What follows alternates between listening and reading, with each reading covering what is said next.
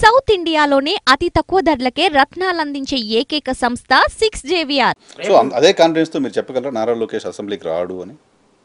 నారా లోకేష్ ని అసెంబ్లీకి రానికుండా చేయాలి అనేది నా టార్గెట్ నరసింహరావు గారు. నేను ఎంతవరకు సక్సెస్ అవుతానో నాకు తెలియదు. ఈ 40 రోజులు నేను చేసే కష్టం మీద ఆధారపడి ఉంటుంది. నేను ఇక్కడైతే కూర్చొని ఓ ఆంబూం బుష్ అనేటువంటి వ్యక్తిని కాదు. ప్రాక్టికల్ నిరంతరం ప్రజల్లో ఉండాలి. నేను ఈ 40 రోజులు ప్రజల దగ్గర కనెక్ట్ అయ్యి ప్రజలతో మమేకం అయ్యి వాళ్ళకి వాస్తవాలు చెప్పి అమ్మా ఇది ఒక ఆల్టర్నేటివ్ కోసం వచ్చాను, ఈ దుర్మార్గులు ఓటైద్దని చెబితే ప్రజలు నన్ను ఎంతవరకు నమ్ముతారో చూసి, కానీ నా టార్గెట్ మాత్రం నా టార్గెట్ ఇది. నేను ఎంతవరకు రీచ్ అవుతాననేది ప్రజల మీద ఆధారపడి, ప్రజలు ఆశీర్వదించే దాని మీద.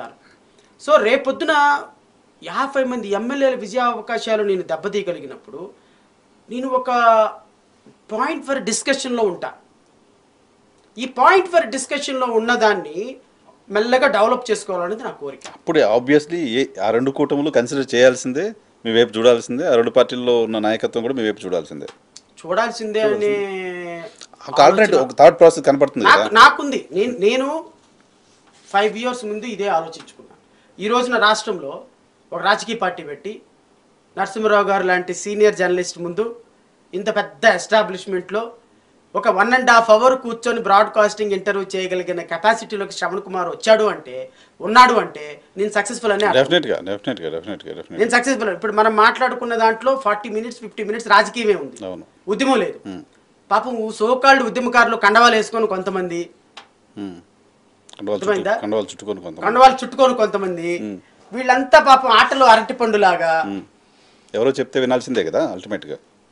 నరసింహరావు గారు, ఎప్పుడైతే నీకు ఇండిపెండెంట్ ఇన్కమ్ ఉండదో, మనల్ని మనమే కాళ్ళు చేతులు దారంతో కట్టే సోకాళ్ళు తెలుగుదేశం పార్టీ దగ్గరికి వెళ్ళి తెలుగుదేశం పార్టీ ఆఫీస్ దగ్గర వారంలో 3 రోజులు కనిపెడతారు వీళ్ళు.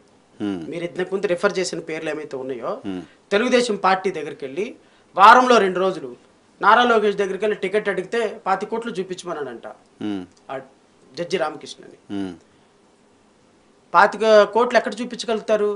ఉద్యమం అయితే వాడుకున్నారు, ఆయన పాపం రోజు టీవీలో కూర్చోబెట్టి తిట్టించారు, ఆయన చూపించి ప్రజల్లో ఊడుకున్నారు. ఇంకో ఆయన కండవా వేసుకొని మాట్లాడతాడు, పెద్ద అరుచుకుంటా రంకెలు వేసుకుంటా మాట్లాడతాడు. ఆయన 10,000 ఇయ్యి 5,000 ఇవ్వని తెలుగుదేశం పార్టీ నాయకుల దగ్గర డబ్బులు తెచ్చుకుంటారు. డబ్బులు తెచ్చుకున్న వాళ్ళకి టికెట్లు ఎందుకు ఇస్తాడు? సో వీళ్ళు ఉద్యమాలు చేసినటువంటి వాళ్ళకి ఒక ఇండిపెండెంట్ క్యారెక్టర్ ఉండి ఇండిపెండెంట్ ఇన్కమ్ ఉంటే ఒక రాజకీయ పార్టీ పెట్టి వాళ్ళకి ఢీ కొట్టగలుగుతారు. పాపం వాళ్ళ వాయిస్ ఎంతవరకు వినపడిందంటే ఉపయోగించుకోవడానికి ఉపయోగపడింది. వాళ్ళకి ఇప్పుడు టికెట్లు ఇవ్వడానికి వచ్చేటప్పటికి నీకు 100 కోట్లు ఉన్నాయా, 25 కోట్లు